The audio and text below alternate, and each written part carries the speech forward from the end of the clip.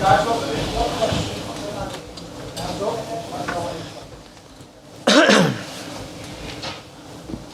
you're ready. Hi Nick, Fraser from Sky. Great to get the season off to a great start with a win. Yeah, of course. I think the objective in the first game is always to win. There's always an element of the team not being in their rhythm, and I think today there was a bit of added extra with the occasion and the derby. So yeah, of course the objective was to win, and we're really pleased we've won. There seemed to be evidence of that. First half United seemed to be much more competitive, but second half your team came out and got a real hold of the game. What did he say to the players at half time? I just think there was some slight things that we know that we allow teams into the game. If we don't, we want to be expansive and play good football, and if you don't retain the ball, then you'll give opportunities for counter-attacks and opportunities for teams to create chances to score. I thought we were at our level, whether it was the first game of the season or whether it was, a hangover from the international break or the occasion. I didn't think our level was as high as it could be, but I thought for the second half, for 25 minutes at the start, I thought we really showed our level and how we can push a team back and how we can dominate the ball and create chances, and we know that's our level. And that culminated in a terrific goal for Caroline Weir. Yeah, I mean, we're pushing Caroline hard because she shows that in training, and I know that's a cliche, but she's got incredible ability. She can be world class offensively. She's got good vision. She's got really high technical ability, and she sees things that other players don't see. But she has to turn that into performances on a match day, and she's repaid that today. But we push her hard now. I think she can contribute offensively for us because she can dictate the game. And to have done that in front of over 31,000 today, fantastic. Yeah, I mean, this team's had the opportunity to play in front of 45,000 twice at Wembley and 25,000 at Lyon in Champions League semi-finals, and they've been incredible occasions. But to play in front of 31,000 in our home stadium and to play in front of 29,000 Manchester City fans, we're just really pleased that we've repaid them with a win.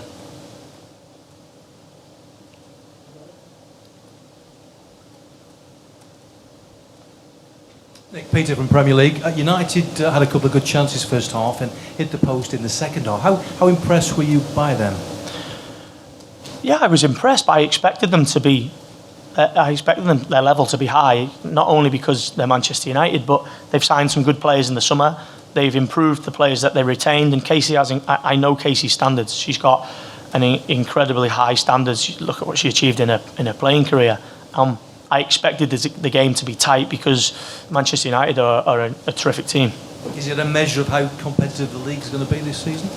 Yeah, I mean, I say it I think the players get sick of me saying it every year, but every year it gets harder and harder to win.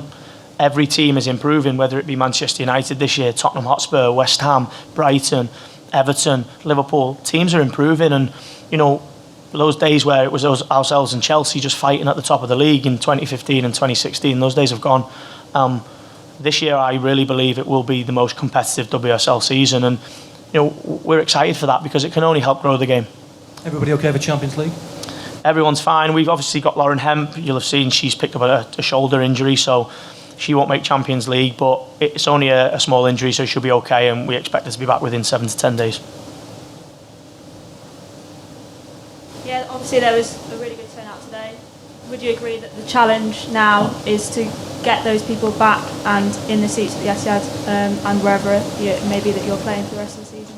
Yeah, of course. I mean, this was an occasion for us to showcase our women's team in a Manchester derby, but our home stadium is the Academy Stadium.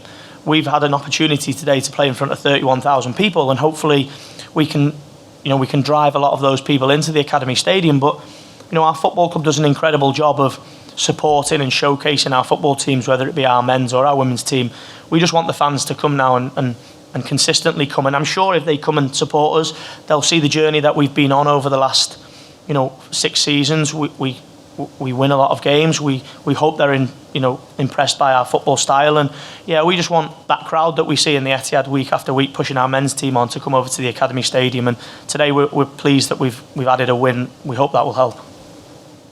Nick Kieran from The Athletic. Would you like to see more games played here, or do you feel that maybe you lose a little bit of that home advantage in terms of not playing in more familiar surroundings like the Academy Stadium?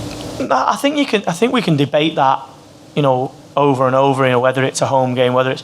I think ultimately the logistics of playing two professional teams in one stadium is so difficult. If you look at our men's first team schedule and you look at our schedule, they're so tight that we probably logistically couldn't do that.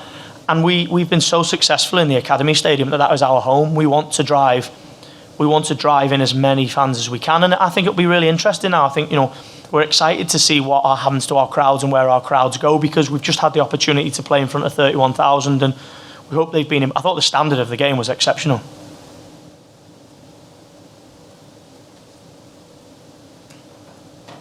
Jen O'Neill from She Kicks.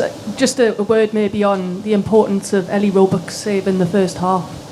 Yeah, I mean, we put a huge responsibility on all of our players to produce in the moments that they need to produce.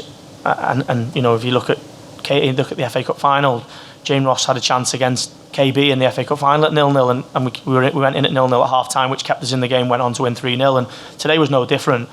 I think the first save's a huge save because it's from 4 yards, and the ability to get across the goal and stop it going in the goal shows Ellie's potential and her class. We know Ellie's potential, and we just need to keep working. She'll work with our goalkeeping coach. We'll keep pushing her hard, and she's got good potential, but we just need to make sure we keep improving her. Claire Bloomfield, the Daily Mail. You mentioned a potential kind of international break hangover. How much does the timing of that international break perhaps either impacted on your prep or even on that first half display? It's not ideal. It's not ideal to have an international break that finishes 2 days before you play Manchester United, but then I'm not going to sit here and complain about the FA, because our football club and myself chose to have this game on Saturday, so we could have had an extra day's rest, but we wanted to play the game today. And we also chose to add international players to our squad, and also push our players hard enough that we create international players, the likes of Demi Stokes and Kira Walsh and Georgia Stanway and Ellie Roebuck, Aoife Mannion. They weren't international players when they came here, so maybe we're creating our own problems. So no, it's not ideal, but at the same time, it's nobody's fault. It is what it is. We support the England team fully, and we just got to make sure that we do everything we can to prepare our players to be ready. And I thought our players physically were fine. I thought we finished the game strong. Thanks, everyone. Thank you.